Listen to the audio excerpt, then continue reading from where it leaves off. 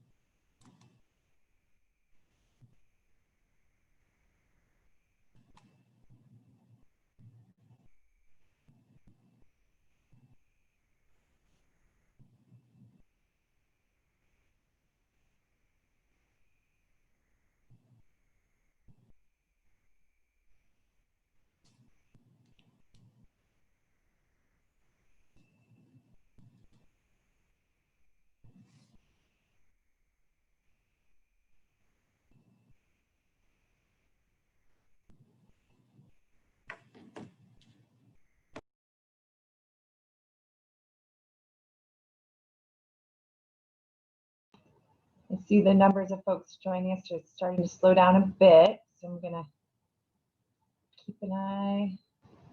I offered to tell jokes during this time, but I was declined, so it's probably for the best. All right, I think we're gonna go ahead and get started. Welcome again, Washington Passport Network members. We're so glad you're here and able to join us again for day 2 of our annual Passport to Careers State Conference. Yesterday, we neglected to acknowledge the Indigenous lands we are currently occupying, and we want to apologize for that and have a moment of land recognition today.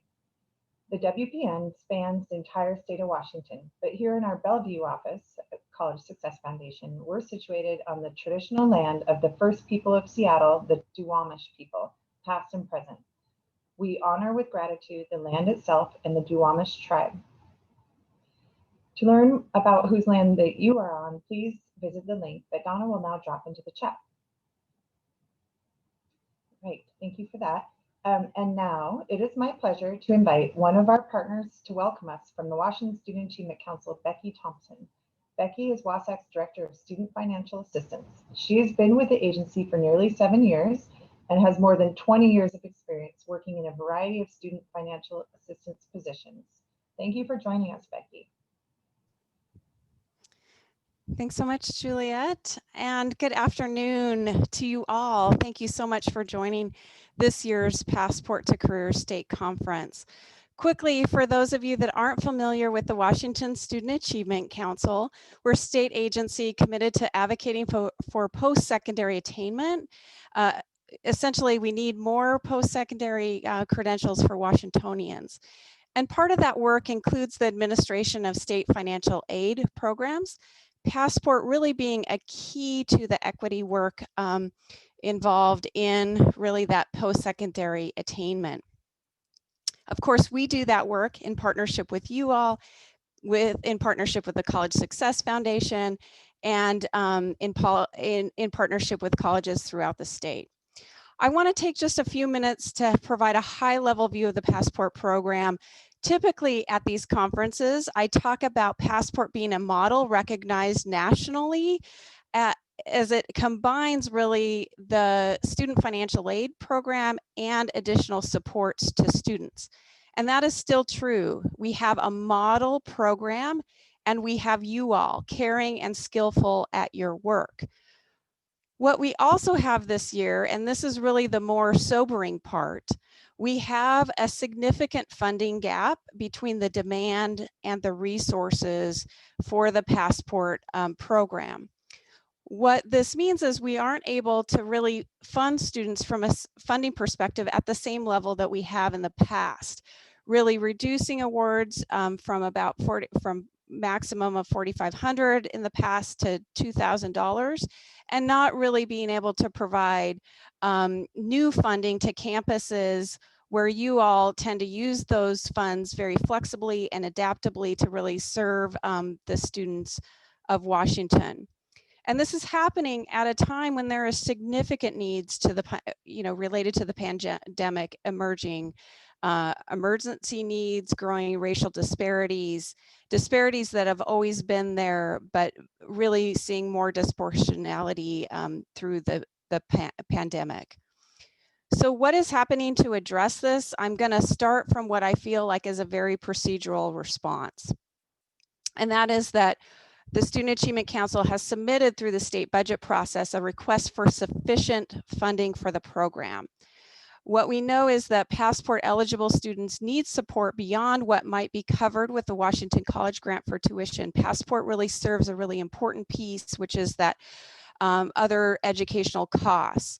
And without it, there's a significant risk of withdrawal, taking on more debt, or worse yet, the combination, more debt and then withdrawal.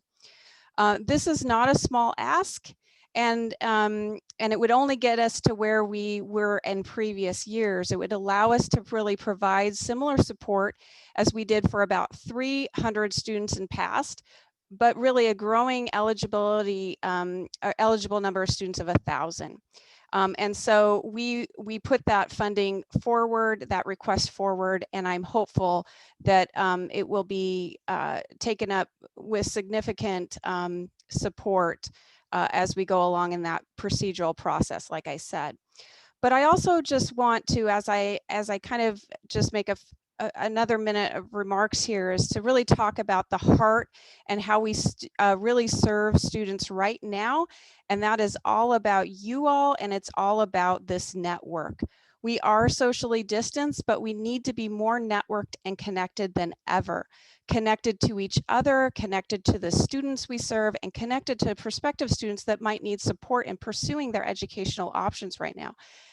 More than ever, it's time to really listen to students and to work together on the most creative ways we can get in terms of responding to those needs. I want to really thank you, like really, really thank you. The work you do matters. It's the personal connection that George Duvall spoke of yesterday in his keynote. It's the work that you do every single day. It's the commitment that you took to really attend this conference over the last couple days. I really also, as I close, just want to say to please take good care of yourselves right now. This is really, really hard work. It always has been. And we're just, there's so many layers right now going on.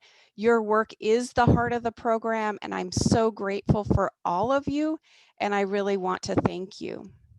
And with that said, I'll pass it back to Essence. Thank you so much, Becky. We really appreciate you being here and sharing your remarks with us. Moving forward, my name is Essence Russ, and I serve as one of the program managers for our statewide initiatives team here at the College Success Foundation. And today, in recognition of the fact that this will be our last bit of time together as a larger group before we close our conference out, we would love for you to drop just a few words in the chat that describe what your experience has been over the past 2 days here at the Passport to Careers Conference. So if you take a moment to do that, don't be shy, please. We would love to hear from you. There will also be a comprehensive survey that goes out at the end of the day, at the end of the conference today, but go ahead and take a moment and drop into the chat what your thoughts are, what your experiences have been, and we'd love to hear from you. Very educational. Thank you, Josh. Informative.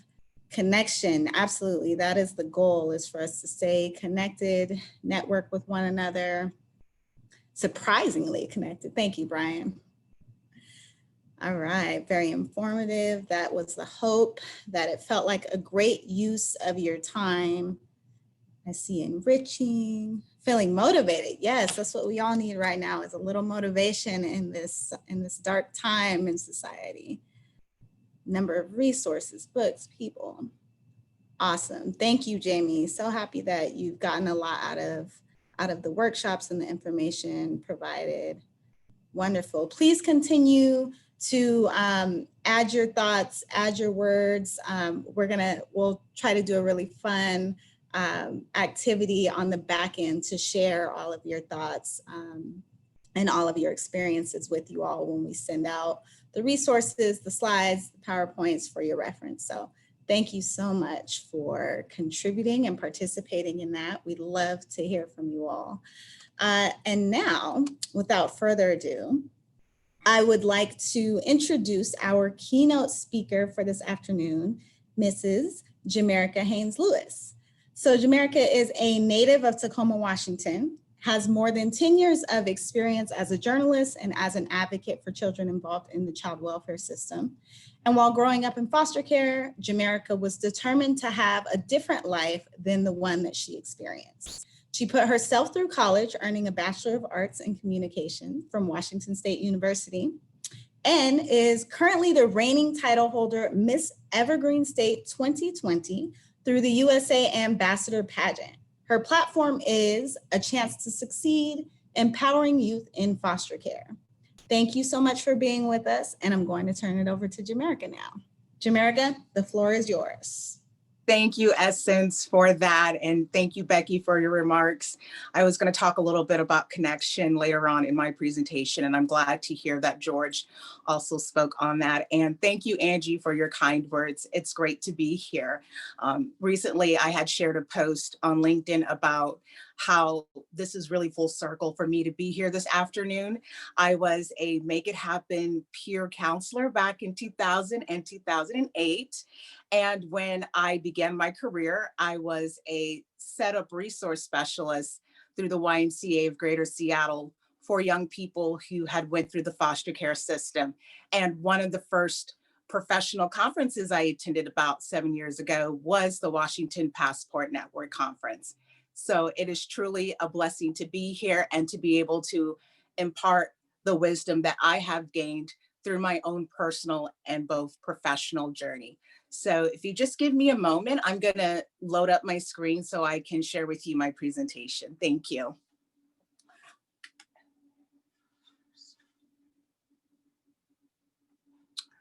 All right, there we go. And so one theme that I see as I travel the nation, sharing my story of growing up in the system and sharing with people the experiences that really helped to develop who I am, is the difference that was made in my life. And many people ask me, was it one thing? And it's not, it's actually a combination of factors. And as professionals in our role, even though we're just working with our young people in the capacity of higher ed and vocational training, we really are in a great position to help our young people develop their careers and also their identity, even though that may not be our direct focus. So I want to be able to share that with you today.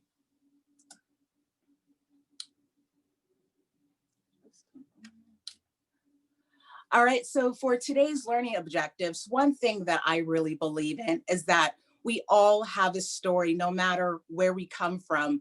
We can draw from those experiences to help other people so that we can create tangible impact.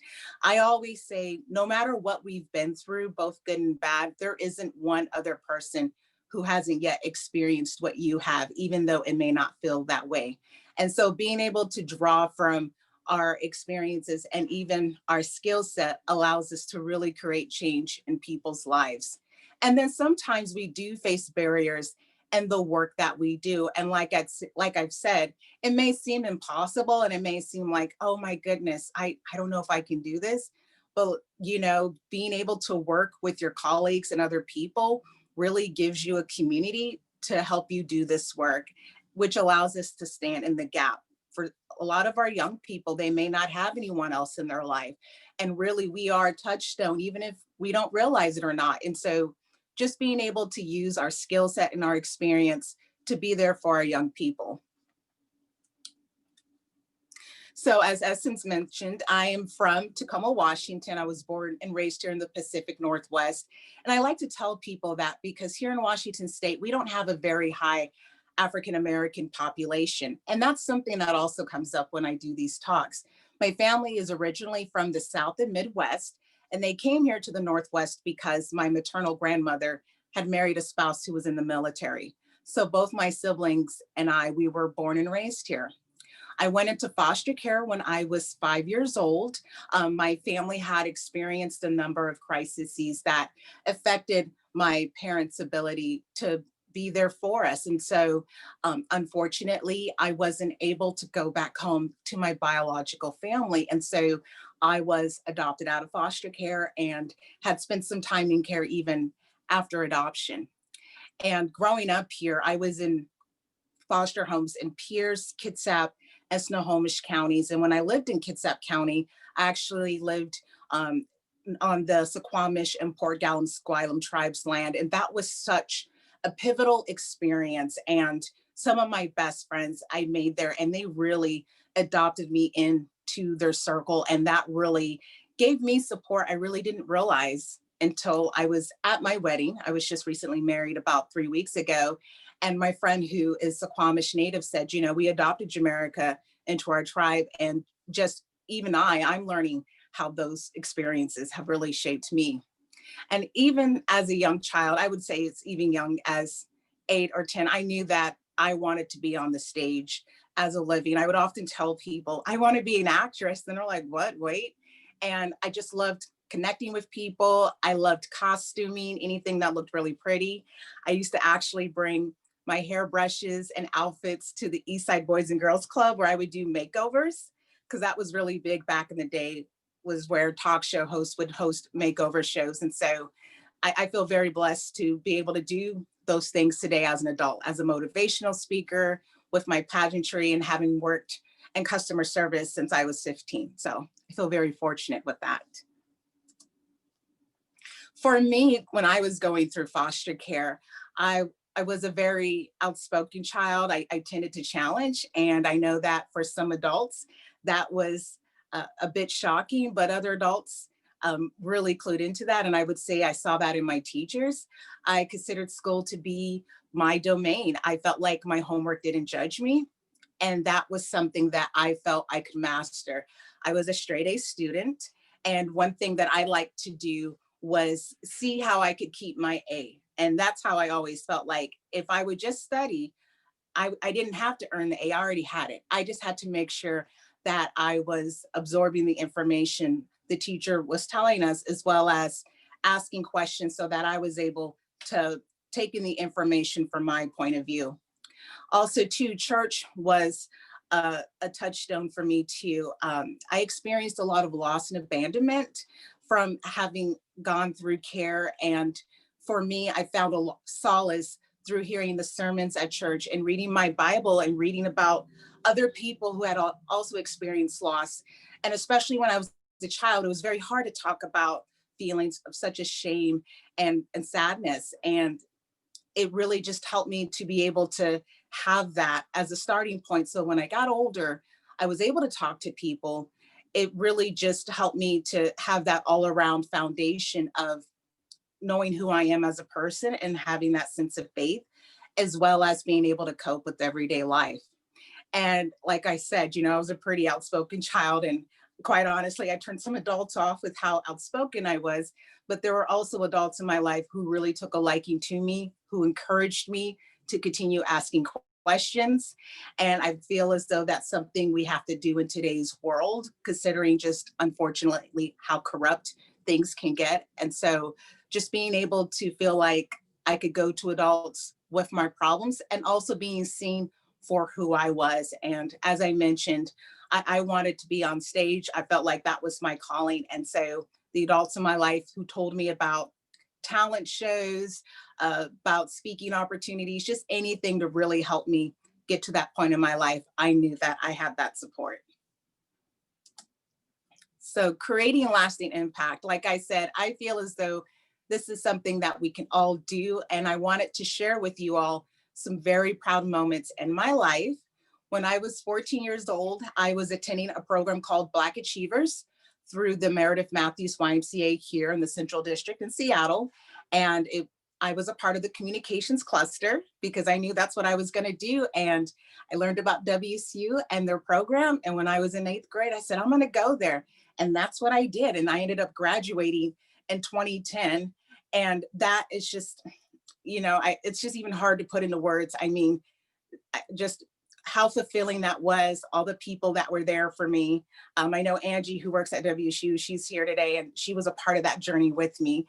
And then I decided when I was in college that I was going to be a motivational speaker, and I wanted to help other people who had been through adversity and to let them know that wherever there is life, there is hope, that you aren't your circumstances and you can go on to live a happy and fulfilled life. And I say that because I think sometimes our young people who've experienced a lot of loss, who've gone through the foster care system, they may feel that that's all they'll ever experience because that's what their experience has been. And just as I said, being in activities such as the Eastside Boys and Girls Club and Black Achievers and having my friend like Noelle, who's from the Suquamish tribe, really gave me an opportunity to have new experiences that replaced the old experiences that made me feel bad and really just distorted even my sense of view. And so to be a motivational speaker and put Washington State on the map when I travel, it's such a fun time. I really enjoy it. And then being in Miss Evergreen State, I love pageantry, and it's more than just the gowns and the crown. It's really being connected to one's community, which I know that we're all talking about. And even though going through foster care was a really tough experience for me, I know that many people have told me, you've inspired me to follow my dreams. And also meeting other alumni in foster care and saying, I too was in foster care. It means a lot to me. And I just feel so blessed to be able to do this work. And so, as I mentioned, we talk about what can we do to make a difference? And I think what comes up naturally is what makes a difference. As I mentioned in our roles, we're working in an educational aspect. And of course, we're doing more than helping young people fill out FAFSA applications or help them look for jobs. It's much more than that. It really is about the human relationship, and where we can start is acceptance. I remembered going through foster care and just being labeled not included, and really what helped me to not sink into a low place were those people who accepted me for who I was. I'm pretty dolled up right now, but at times I didn't have money to go get my hair done, buy a nice outfit or whatever may have you. And people judged me for that. And I had no idea how to do my hair, but I'm still friends with people who really accepted me for who I am. And it really made a difference when I came into contact with professionals at youth clubs in the educational system who didn't judge me on my exterior. I was a very good student, and that's where I held my pride in as a young woman. And they saw that, and they were going to help me get to the next place. And also too, validation is so powerful. I think sometimes we think, well, if no one's going to validate me, I'm just going to do me. No, we need validation, especially our young people. And they're looking for guidance. They're trying to figure out whether what they're doing is right or not. And we have to openly validate it. I know that all of our young people know it's important to have a job, to go to school, but to have someone sit and say, I see what you're doing and I see the effort that you're putting in, that can mean a lot, especially for our young people who've gone through foster care, where so much information is being thrown at them, where they're doing what's expected of them, but they don't have that support or that cheerleader there to say, you're doing a good job and we're here with you. Believe it or not, it can feel like abandonment for some of our young people to leave foster care and to have to be on their own, to be in their own apartment, to have to go and get a job on their own. We may think these things are independent, but for those who have experienced a lot of loss and abandonment, it can feel further much more like you're alone, having to do this on your own. So that validation is super important. And then role modeling, right? And so I talked about how I kind of looked disheveled when I was younger, and how we as professionals can show a young person what it means to accept someone, what it means to validate them, and also too, how we can build healthy relationships. I know for me, I was kind of at a loss of times about, well, what do I do when I'm talking to someone in public? And so we have an opportunity in our roles, even just from the time a young person walks into our office, saying hi, making eye contact, just having a good energy. So that young person feels like, oh, wow, okay. And then one thing that I saw myself doing as a young person was emulating those behaviors. And I found that I was also too having better social interactions and also too learning to develop healthy boundaries, which is really important when we're out in the world. And then sometimes, there are just barriers. We may feel overwhelmed with our work, or our young people may feel overwhelmed. When I worked as the resource specialist at the young adult center at the YMCA, I remember some of our young people, they'd have to take 2 to 3 buses to get to the center, and then they were limited on time. And so they were very stressed out. And so just being able to regulate your own self and really just figure out what that young person needs and just preparing your workload. So when they come to you, you're ready and they can feel like, wow, I got some work done. And then sometimes young people may be disengaged. And I think that can be for a number of things. Maybe they've never done something like this where they have to keep their own calendar, go to school, go to work. There may be depression, anxiety. There may be some behaviors from trauma where they're just, disengaged. So you may see withdrawn. They may be very avoidant. I know I was like that at times.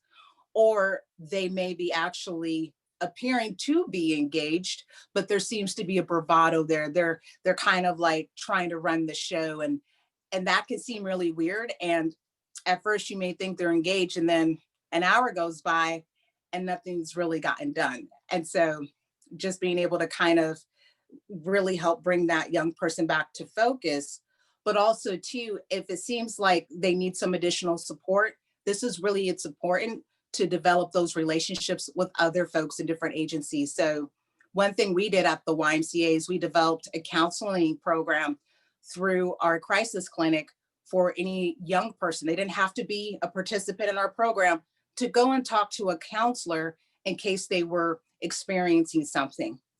Another thing too is education, just maybe we don't really interact with young people. And so on a daily basis, other than our job. And so it's really important to read about what young people care about. And I'm not talking about media consumption, but I'm talking more around identity formation. As a person, what is a young person searching to do? And I think that can really help to better relate and also to help young people get their needs. And then support. I was going to talk a little bit more about this later, but you can't do this work alone. I think it's really tempting to just want to work in a silo, especially if people aren't responding to your request. But I really believe you have to be a squeaky wheel. Other than burning out, I think what also ends up happening is that you can miss out on some information that you really need to be able to do your job. And so I just want to be encouraging. Connection is huge. Like I said, I'm really glad to hear everyone's on the same page. Get to know one another, especially with your clients, really just hearing what their experience is like. I always say the fact that a young person comes in, no matter what they look like, no matter what their educational personal history has been, to really get to know them. I find that by listening, you're able to find out what that young person needs. And I think sometimes it can be intimidating, right? When I was hired as a resource specialist at the Y, I was not even 2 years out of college. And my concern was, are the young people going to listen to me? I looked just as young as them. And all I could do was just say, you know what, I'm just going to give it a try and I can listen. And that really just helped me to get to know my young people and find out what they need. And then also to working with your colleagues, especially if you're coming into a new workplace or you're rolling in new policies. I think it could be intimidating, but that's when it's really important to reach out. And that's where that collaboration factor comes in, being able to talk with people about what has worked with them and what hasn't. And then also to being able to share your expertise. Like I said, when I was a younger professional, I didn't really speak at meetings, and it was just like, oh, okay, I'm here. And it actually took a boss saying, you know, you can say something, it's okay. And so that really gave me confidence to share my expertise and really just feel like a team player. And then community is so important. And depending on your agency, what type of community you're able to provide may look a little different. Working at the YMCA, we not only provided like housing, educational, career support, but we tried to do enrichment activities in which we would cook meals, we would do holiday themed parties. And for our young people, especially who've gone through the system, that's really important. Like I said, I was pretty avoidant at times. I remember I went to a young adult center and I didn't speak to anyone. My body language was closed off. And it was like that for a couple of months. One of the staff members walked up to me with her laptop and she asked me, you know, I'm trying to find a good music station to play in here that everyone would like. What do you think? What kind of music do you like? And that was like the first time I spoke to anyone. I said, I love techno music, you know, put on some Moby, you know, and I started talking more after that. And so it could seem really intimidating, especially when kids are very closed off, but I think it's our job to keep trying. And then also too, you may have other young people who are gung-ho, they're always trying to find ways to help, you know, they seem to kind of be an overgiver. And I think it's really easy to allow our young people to want to help, or we may label them as a leader, which I feel like I've been in that position. But I think for those kids especially, they need to know they don't have to earn their way to belong. And in spite of which end of the spectrum kids may be on, they just need to know that they belong and that they have a place where they can, you know, just relax and be themselves. And as I mentioned, if you're not able to create those experiences, reaching out to other community groups, whether it's churches, it's other multicultural organizations that look to help young people form their identities and create community. I think that's really important. And as Becky mentioned, really taking time for you. I actually worked as a lay minister for our young adults through the cathedral here in Seattle, through the Seattle Archdiocese. And that was one of my most fun jobs, but I had already spent all my time at church as a parishioner. And so working as a lay minister, you always feel like, oh, wow, I'm doing such important work. And, oh, if I don't get there, it won't get done. Or if I'm not there for so-and-so. And I'll be honest, I burnt out. My assignment was only for a year, but I was pretty run ragged. And so I believe self-care is giving the world the best of you instead of what's left of you. And also too, when we step back, that allows others to step up and also contribute. That way, it's just not one or two people doing all the work. And then I want to say thank you for making a difference. One of my biggest life dreams and goals was to be a wife and mother. My mom and all her sisters were teen moms, and I did not want to be a teen mom. I wanted to have a different life than the one that I experienced.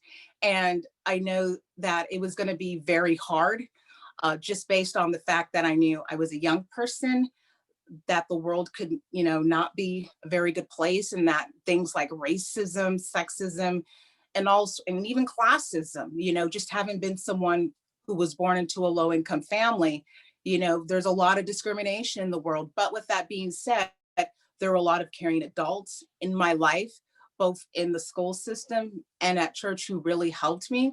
And this past weekend, I had an opportunity to talk to my fifth grade teacher's assistant. And she and my fifth grade teacher watched me get married. And I remember telling them, thank you so much for being there. They were present in my life when I moved from my first foster home in Tacoma to my second in Paulsville, Washington. And I was the only Black child in the school. I faced racism and bullying, and they really stepped up to make sure they told all the kids that's not acceptable. We live in a diverse world and we just have to get used to it. And they did activities during Black History Month for the entire class. And that just made me feel so loved and included. And I really feel that contributed to my successful academic career. And I was talking to Ms. Rishtran, and she said, you know what? It's pretty simple. We just do what we can to make sure each child is successful. And I remember thinking, you know, I thought that was awesome, because what I heard in her voice was that her job was her vocation, and that helping a child thrive was very much possible. And I wouldn't be here today without her help, and even some of you, like I said, who I've worked with for many years.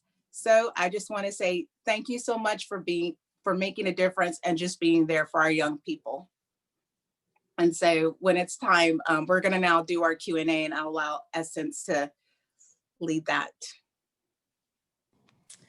Wonderful. Thank you so much, Jamerica, for sharing your story, your background, your wisdom from having gone through the foster care system, and just bringing your energy to our conference. We really appreciate that. So yes, now we have an opportunity for question and answer section. If folks want to utilize the Q&A tool, you should see it on the bottom toolbar of your Zoom conference. I will read questions out to Jamerica, and we'll get going if we have any questions. Or comments. You're welcome to drop your comments into the chat as well.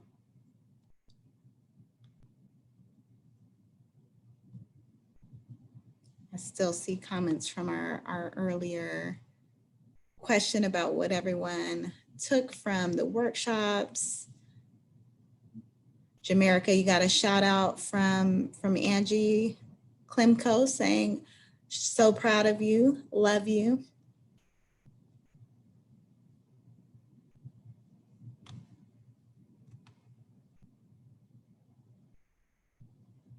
Quiet crowd today.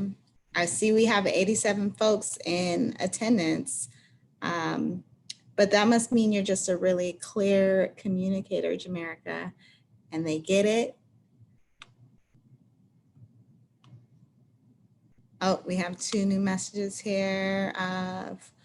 Folks want to thank you for being here. It's been incredible to watch you grow over the past 13 years. Congratulations on your marriage. Folks enjoyed the presentation.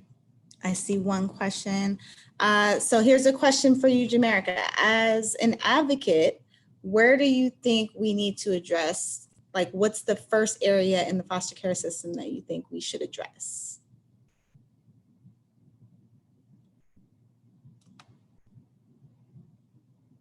I'm gonna unmute. I'm unmuted now, excuse me.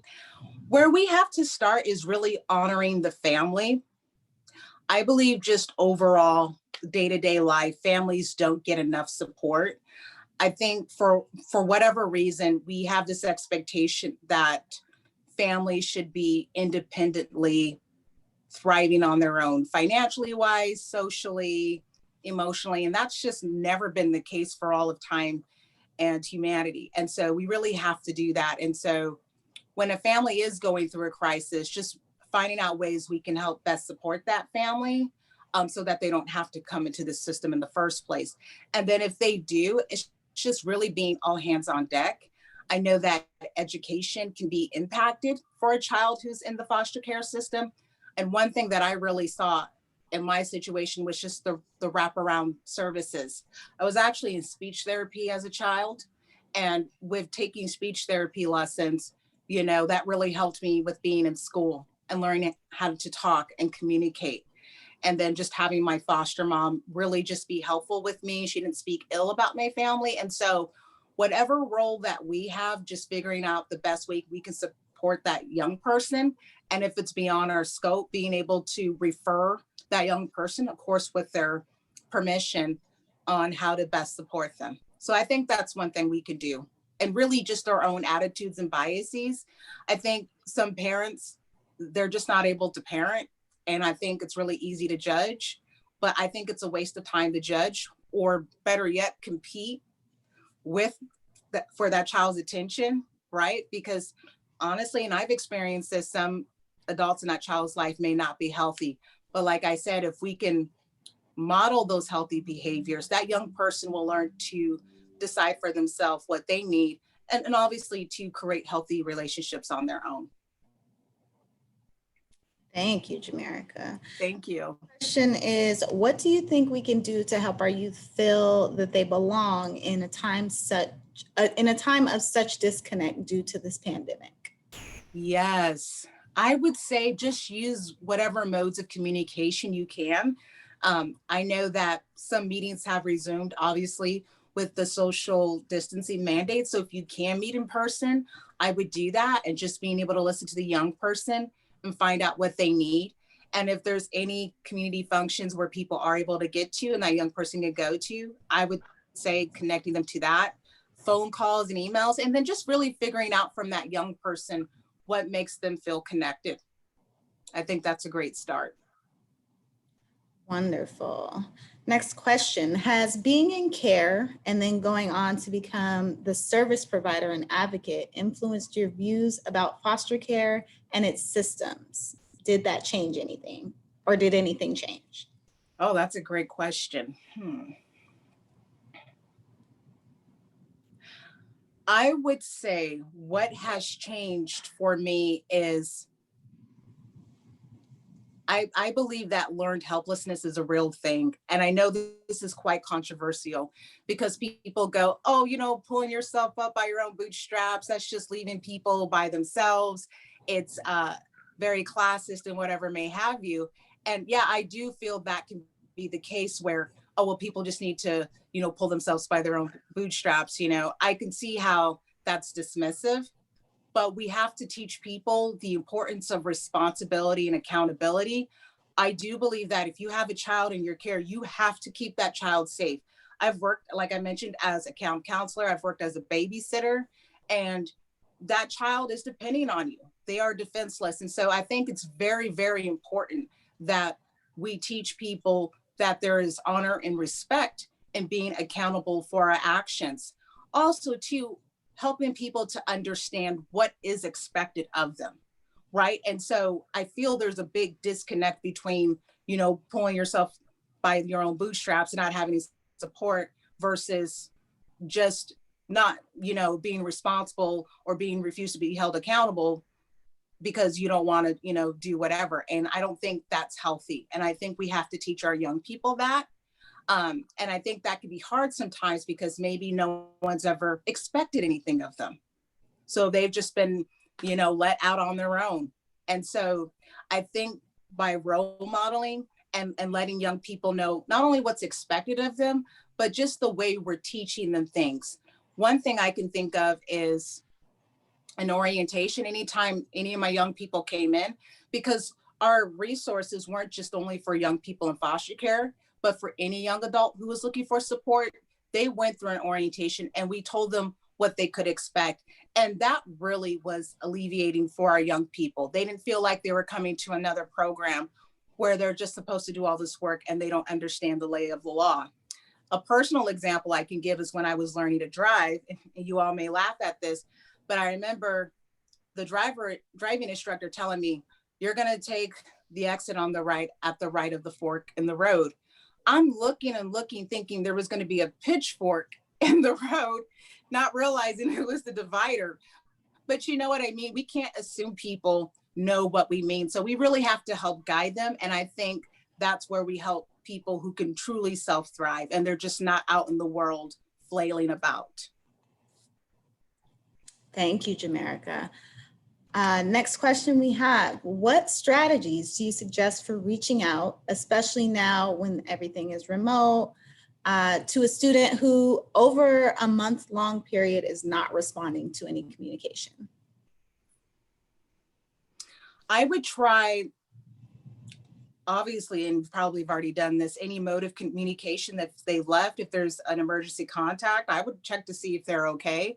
And when you do connect with them, not being upset, not throwing a bunch of tasks that they have to do, but just being relieved to hear from them and just finding out what's going on. I think sometimes young people might take for granted, service providers, and I don't mean that in a negative way, but you are just there. And so you can't take it personally, and just really just trying your best to reach out to them, especially if there's any other folks in their life, whether it's other educators, teachers, foster parents even, and just, letting them know when you do leave a message that you're there when they're ready to engage. Thank you, Jamerica. This last piece is not a question, but a comment. Thank you for sharing your inspiring story. I love your positive outlook and open mind, which I'm certain helped you to reframe the negatives in your life. What tips do you have for us to help students in difficult situations see the positives and move forward to their future? It's really who you surround yourself with. It really is. And so I talked about at the Y how we did those enrichment activities and those community gatherings around the holidays. And, for some of our young people, they were able to make friends with each other, but it was a safe environment where they didn't have to perform. And what I mean by that, sometimes when kids are around other kids, they may feel like they have to be a certain way or act a certain way to be accepted. And so I would say that's the number one thing. I really liked church. And so that's where I spent my time at. But I understand some young people that might not be their thing, or that's not where they spend their time. And so anytime that we can share information with young people after we've established relationships with them about healthy behaviors, and that includes who we hang out with, that can be very, very helpful. And I think a lot of young people want that. They don't want to have to deal with, hostility or rejection from their peers. And so I would say, especially for young adults, who you surround yourself with and trying to connect them to healthy groups in the community.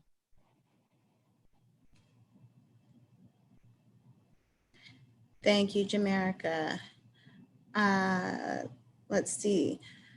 Becky says, you touched on this, but would love to hear a little bit more about how you heard about college options when you were in care. For example, who did those messages come from? Yes. Yeah, thank you, Becky. Like I said, when I was 10 years old, I started going to this program called Black Achievers Program. And my foster parent at the time, we both lived in Kitsap County in Paulsbo. And so they figured that was a great way for me to be connected to the Black community, which was here in Seattle. And so that's why I learned about college.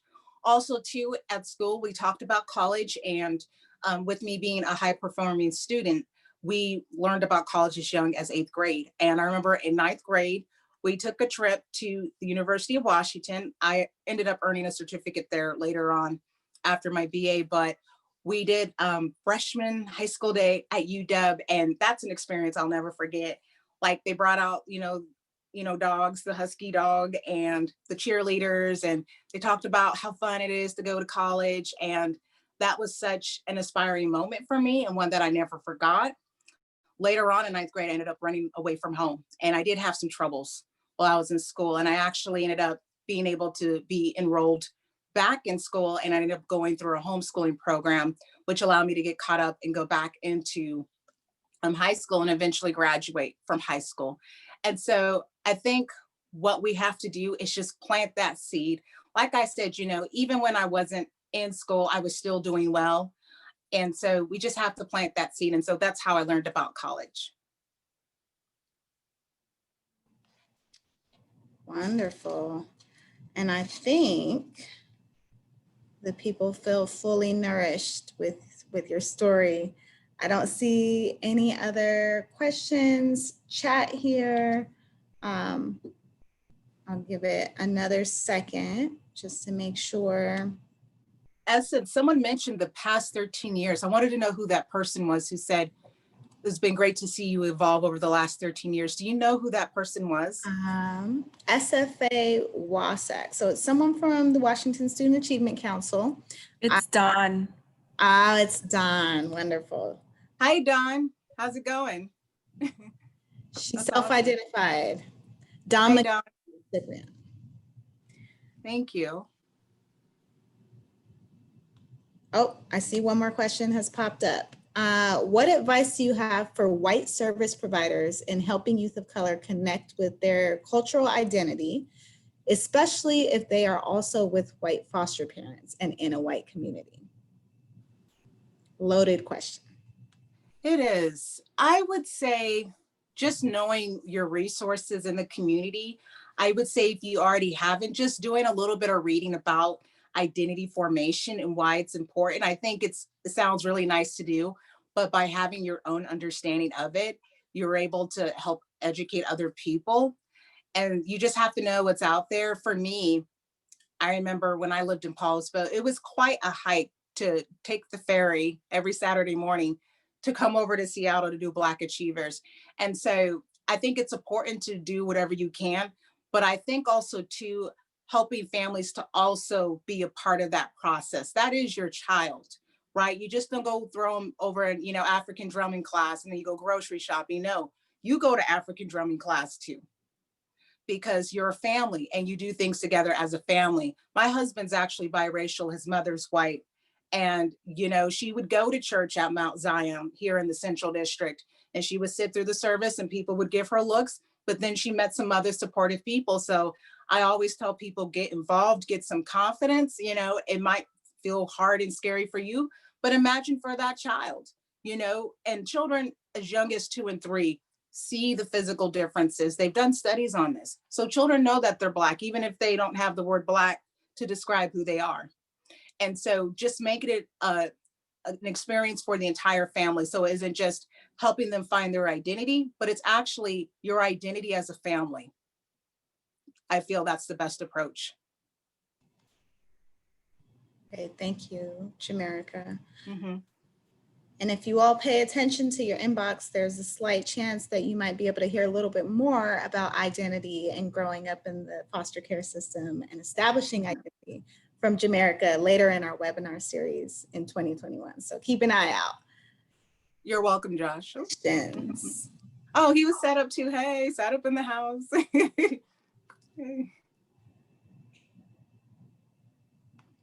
Okay, I don't see any questions. See some set up pride. Yeah, it's like that was my first job, my first big girl job out of college. Set up resource specialist. Mm-hmm. Nice.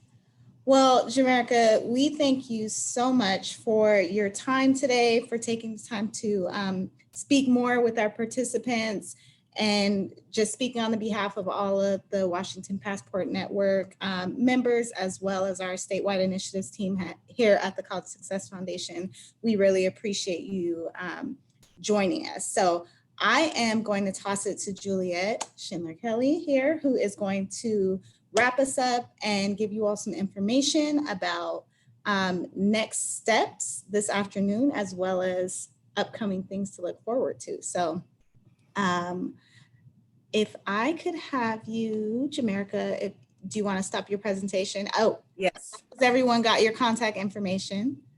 If you did not, please throw it in the chat, and then I will make sure that it stays up for a while so folks can be sure to get that information. Thank you, Jamerica. Thank you.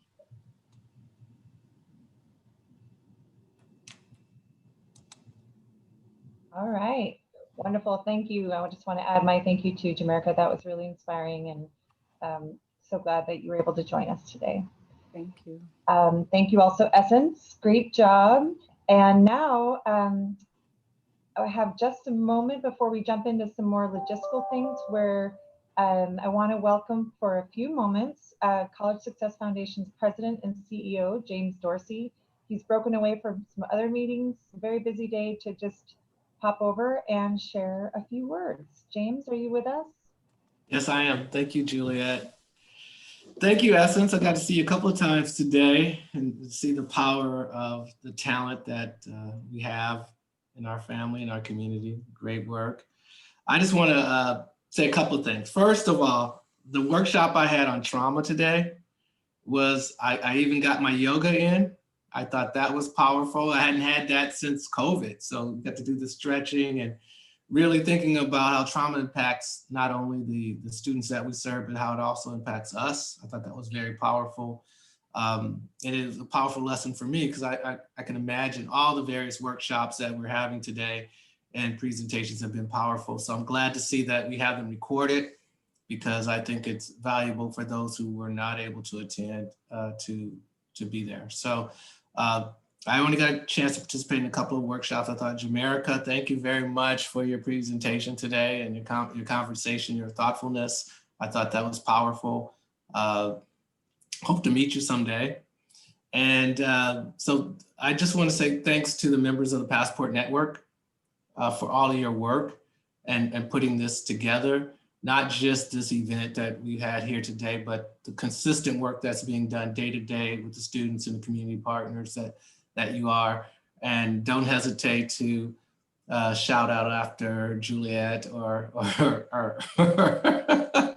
or the rest of the CSF team in terms of what more you need and what added support we can be for our young people and the communities that we serve. So I want to also thank the speakers, the panelists for the last couple of days, for your time, your expertise, and your energy. This is powerful, it's needed. We need this nourishment. Again, Essence, I'm stealing your words because I think that's important that we nourish ourselves and learn from one another, network. And these are very tough times. It's hard to bring folks together. And I saw over 85 or 90 folks in on this conference participating. So it's not just what you can give, but what you're getting from this. And this is a rare time to have a sense of community. So I just want to say thank you. Continue to network, continue to grow, make this professional organization strong because our young people need it.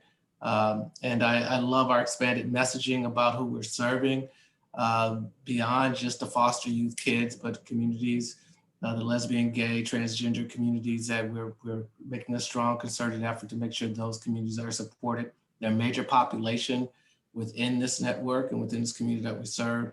And we all must be treated equitably and supported as best we can. So I'm really glad to see that. So thank you for all your work. I'm gonna, most people say, oh, I'm gonna take the time to look at the videos and all that. I'm really gonna check it out because I was like pleasantly appreciative of the thoughtful work, the talented presenters, and the information, the education that I got.